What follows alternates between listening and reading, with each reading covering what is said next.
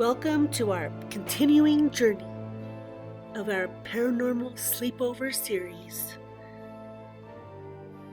at the historic Denver downtown hotel, the Oxford.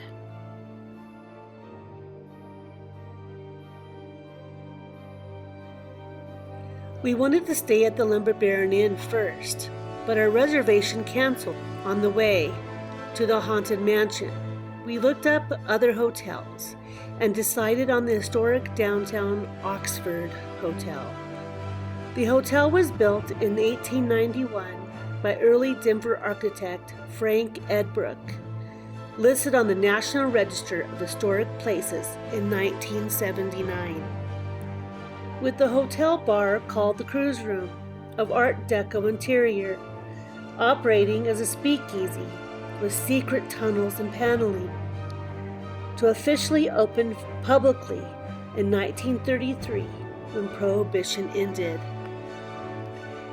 In 1908, Bill Haywood and two officers of the Western Federation of Miners were secretly held overnight by Denver police to be extradited for a special train to Idaho to be tried for conspiracy in the assassination of a former governor of Idaho. We received room 319 next to room 320, where in 1898 Florence Montague followed her husband here to find him in the room with another woman. Filled with rage and grief, she took his life and then her own. Ever since that fateful night, Florence has been known to taunt male guests, pulling off their sheets, turning on and off the lights and the water faucets, whereas the hotel would persuade male guests to stay in another room.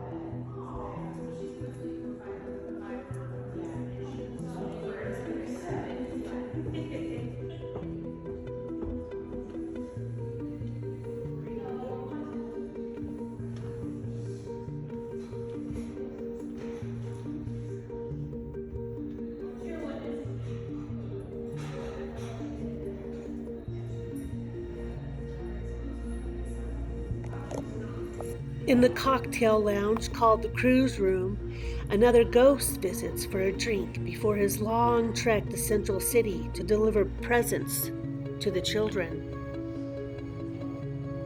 With the attire of an old-time postman, patrons have heard him utter, the children, I have to get the presents to the children." He sips his drink, and then he'll wander away, and his drink is still full. A man's remains was found on the way to Central City after Christmas of 1930. The interior of the cruise room is modeled after the lounge on the ocean liner RMS Queen Mary by Denver architect Charles Jocka, to be subtly shaped like a wine bottle.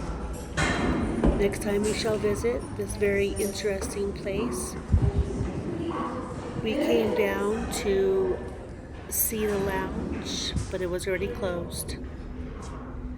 The hotel to be built for travelers to stay in ornate accommodations closer to Union Railroad Station. The network of 100 train tracks from the plains to the mountains. With a population rise of 1870 and Denver to be the 25th largest city of a population of 106,713 by 1890. To be completed with the funding of 3 local tycoons in building and brewing, Adolph Zay, Philip Feldhauser, and William Mygott. In the 1920s, Oxford would host up to 35,000 guests a year with manager Calvin Morris. In 1906, new managers were brought in, Charles B. Hamilton and James L. Brooks. Each new decade to add Art Deco designs, marble a 2-story addition, a cafe, and basement barbershop. Now this haunted bathroom, rumored by guests the feelings of being watched, faucets turning on and off, and movement of the corner of your eye.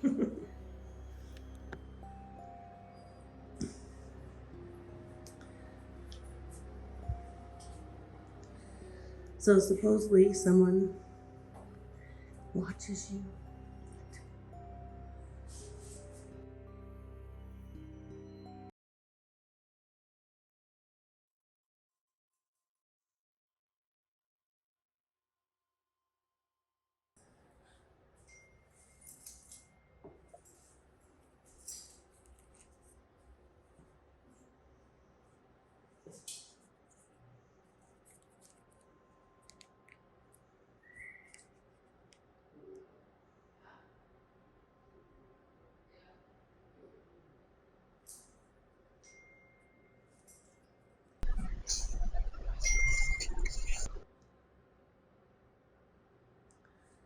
Supposedly water turns on by itself. You will get the feeling of being watched.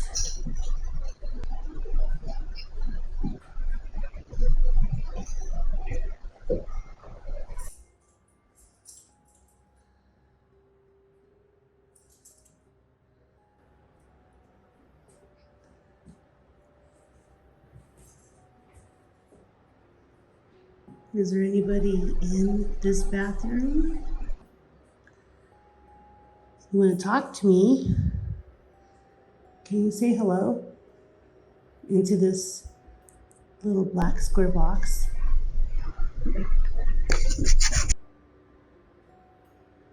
If you speak, we can hear you.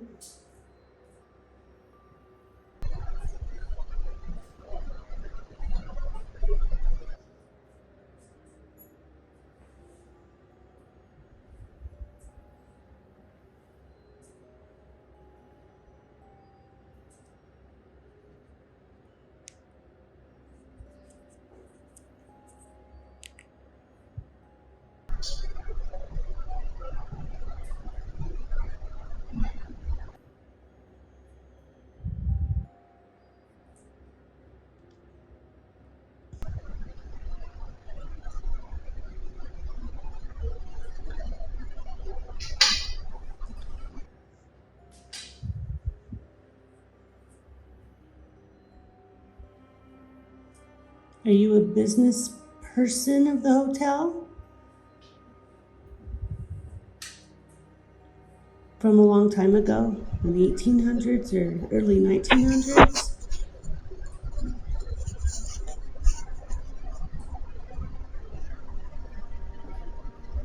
Can you tell me your name?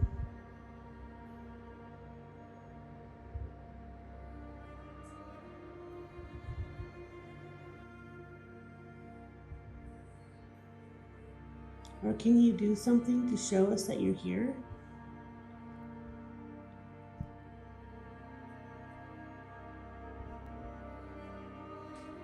I just thought we would come and talk to you real quick.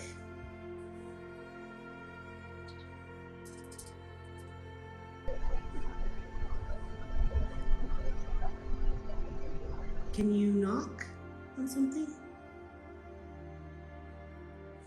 Can you tap on the wall or the door?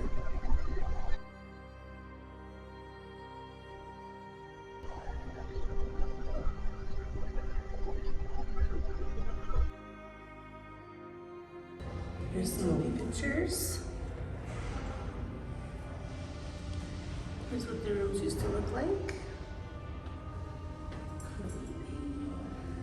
Here's the lobby. This is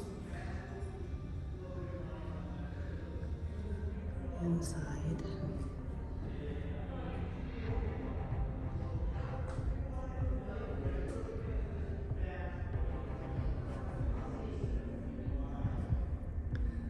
That's the outside. What it used to look like.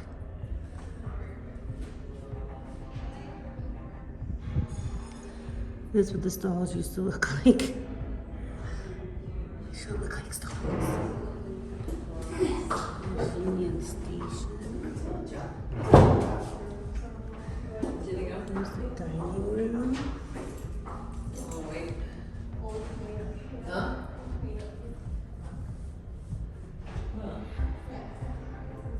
Is he up there? Oh.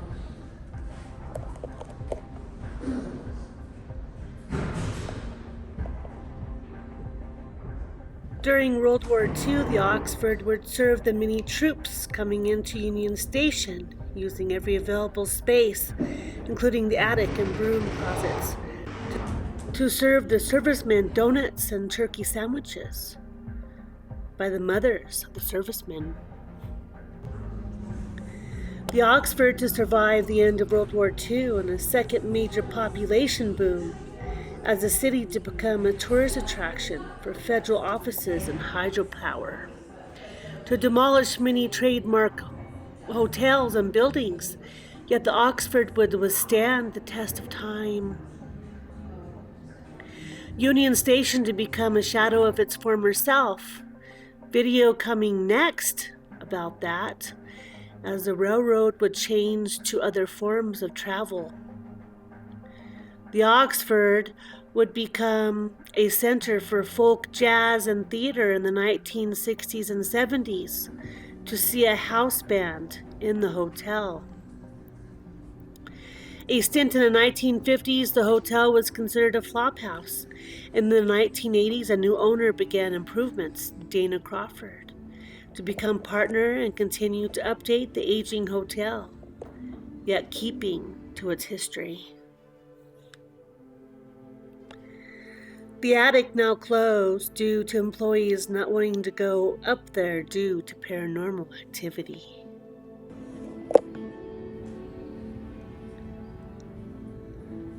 Walking through the Oxford, we got the feeling of being followed. Walking through cold spots, passing through the third floor, and room 320 was a sense of foreboding and sadness.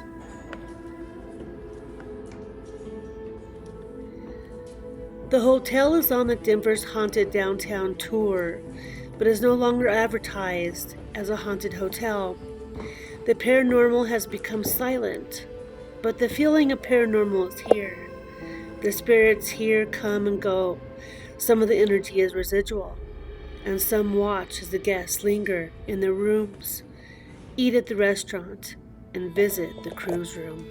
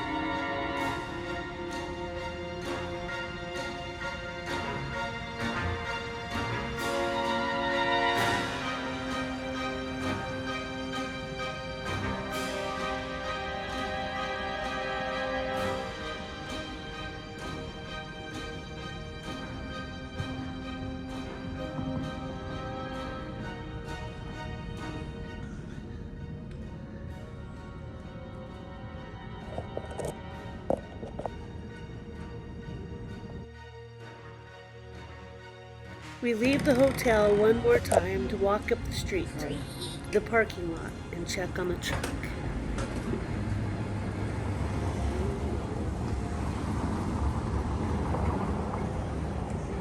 Creepy.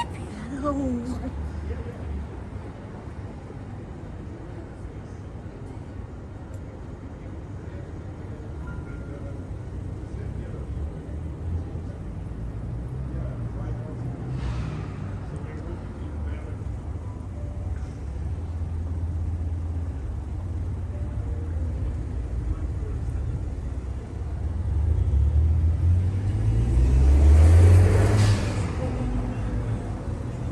We have come to the Oxford Hotel,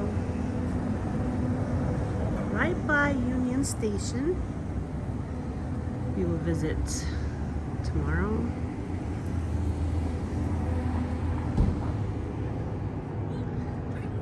We're gonna go check on the truck.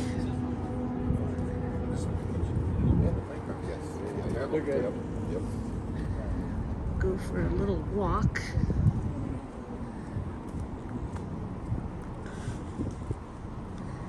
Seems pretty quiet tonight. You say that now. Why would you say humor? Why would you say humor? Pass by a bakery. Galleries.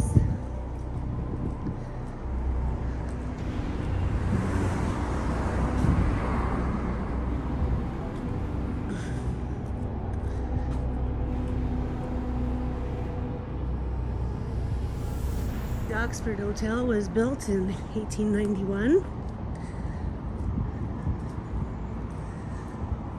by 3 businessmen, prominent businessmen of Denver, who was tired of walking so far from Union Station because at the time everyone rode the train. So they built the Oxford Hotel.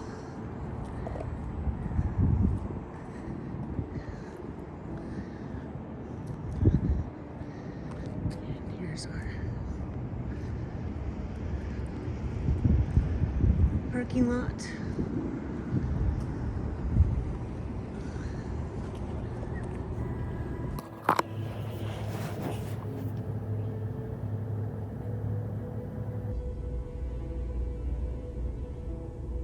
Can you tell us your name?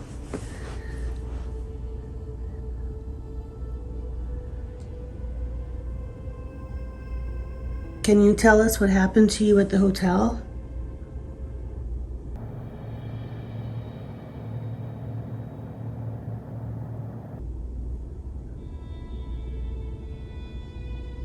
Did you come here on the train?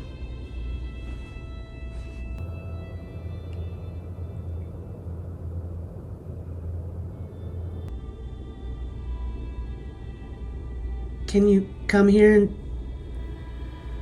you came here on the train?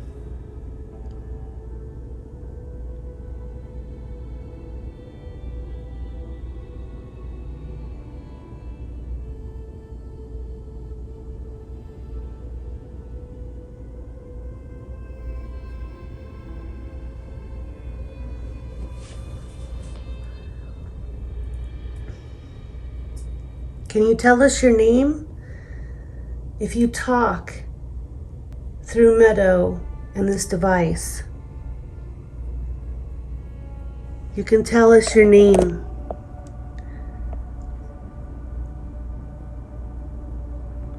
Speak very clearly so we can hear you.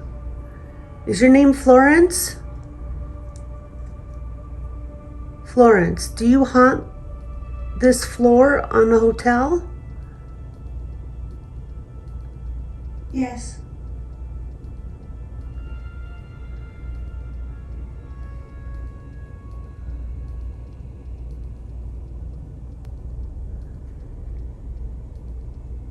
Did you take your own life? Yes.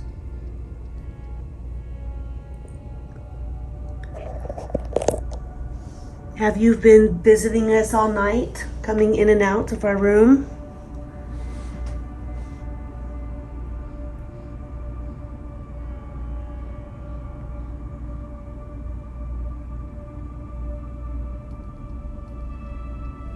Do you roam the hallways?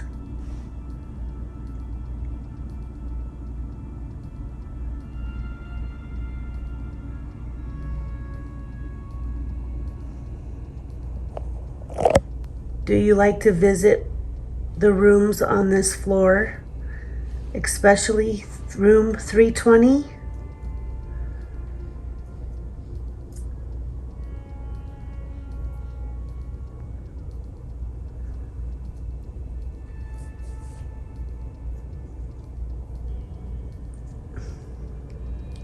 How many spirits haunt this hotel?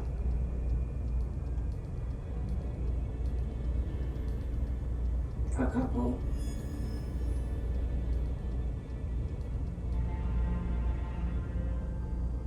Like 2? 4? Or many?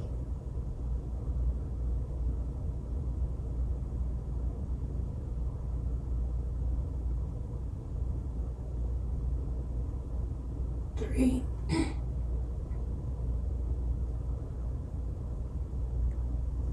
Is there any spirits that come from Union Station because you used to stay at this hotel? You come and go? No.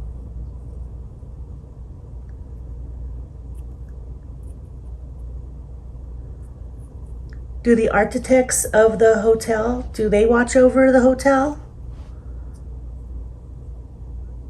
No.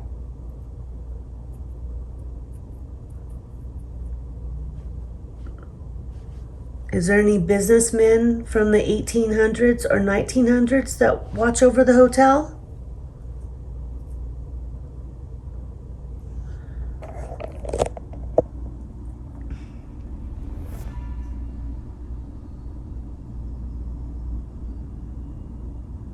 Yes.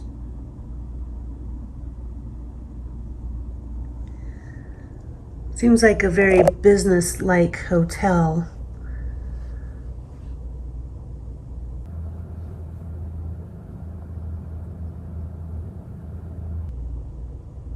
Florence, can you come say hello to us again? Can you light up these cat balls on the ground?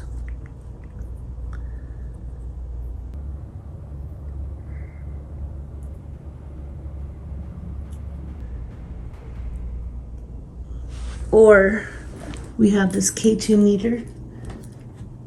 Oh, it was going off.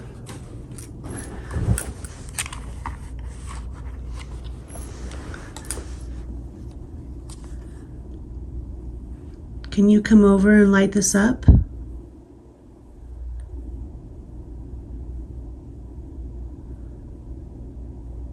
If you come near to it, it'll light up to different colors: green, yellow, orange, and red. It won't hurt you. Can you come light it up?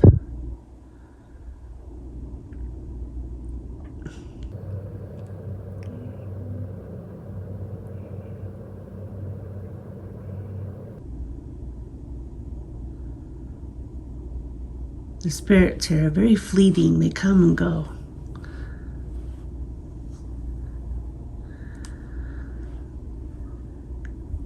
Do you roam the hotel from room to room?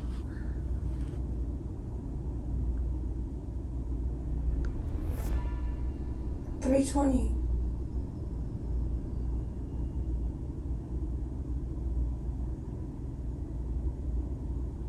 Yes, we know you're in 320. Can you roam the hallways of the 3rd floor? Yes. Did you visit us tonight, earlier, while we were eating dinner? Followed. You followed us while we were checking out the hotel?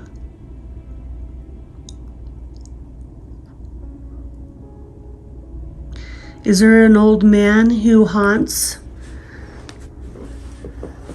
the bar downstairs? Can you tell me his name?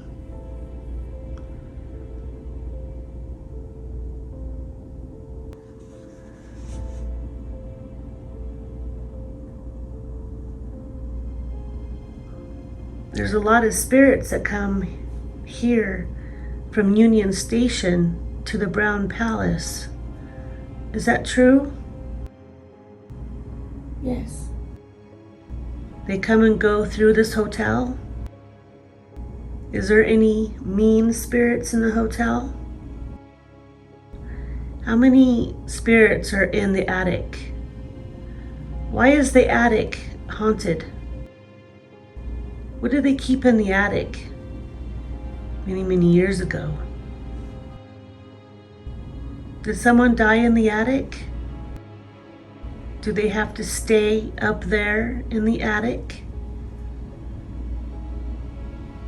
Can they come down here and talk to us and tell us their story? Yes. Can they tell us your name?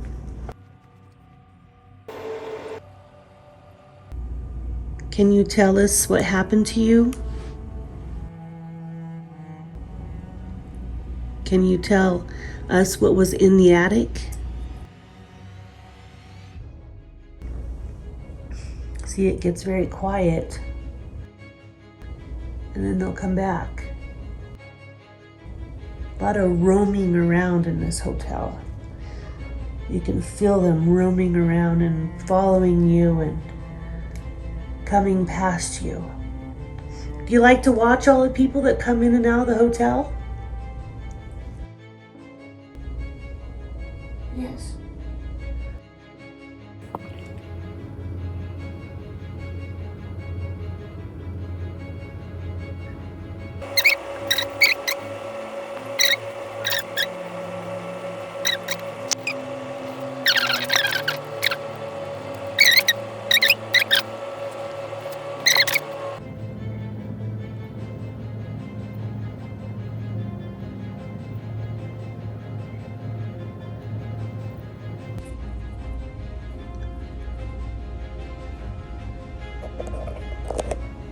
Were you following us earlier?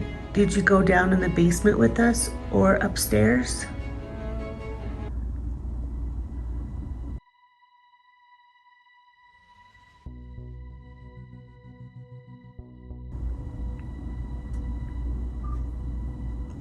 Does your husband haunt this hotel too?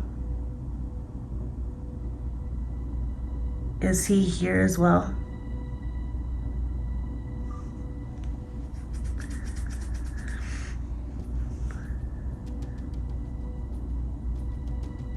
Can you tell us his name?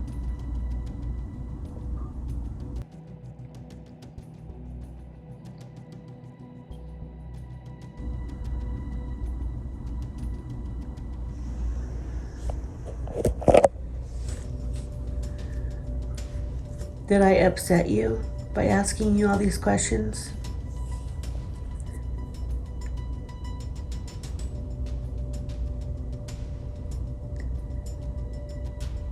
Can you come back and light up one of these balls for me?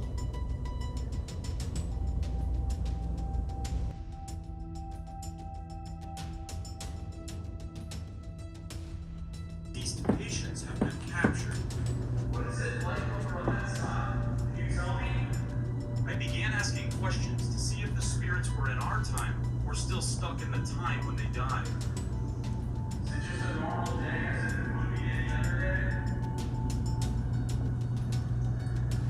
So, shiver on my back, or something like this when it came over me. I wanted to see if a spirit had just come up to me in an attempt to communicate, so I played back the recorder in real time to see if any EVPs were captured seconds ago.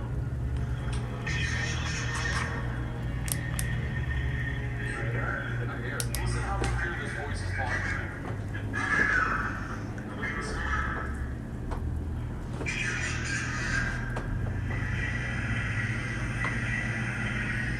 It's like she's hanging out up here.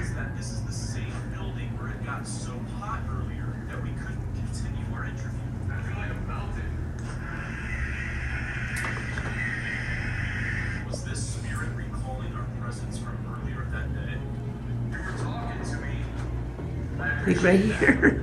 I really do. Hold on. What's next for us?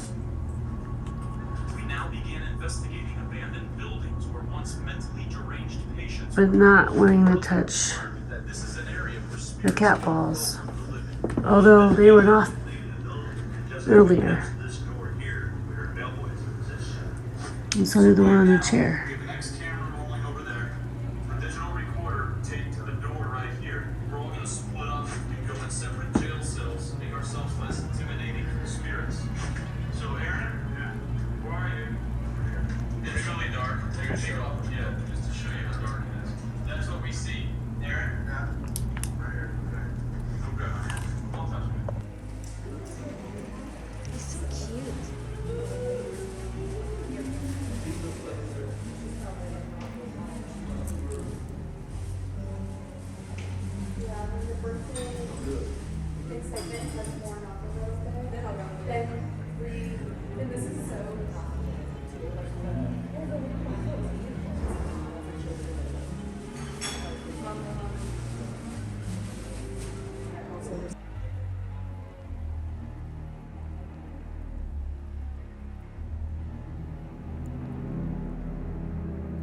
We have come to the founder of the Oxford Hotel, born August 14th, 1856, and passed in September 28th, 1916, at 60 years old of a sudden sickness. He was known to love beautiful things.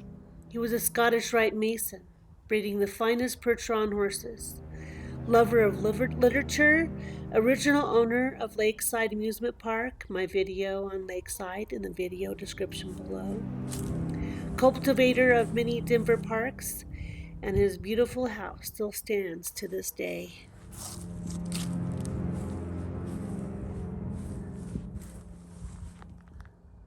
He was essentially and before all else a devoted and home-loving man, domestic in all his tastes and neglecting no opportunity to cultivate the beautiful things in life, giving freely to charities of all kinds, a man of imposing stature, lovable and genuine to an extreme, and loyal not only to his friends, but to the world.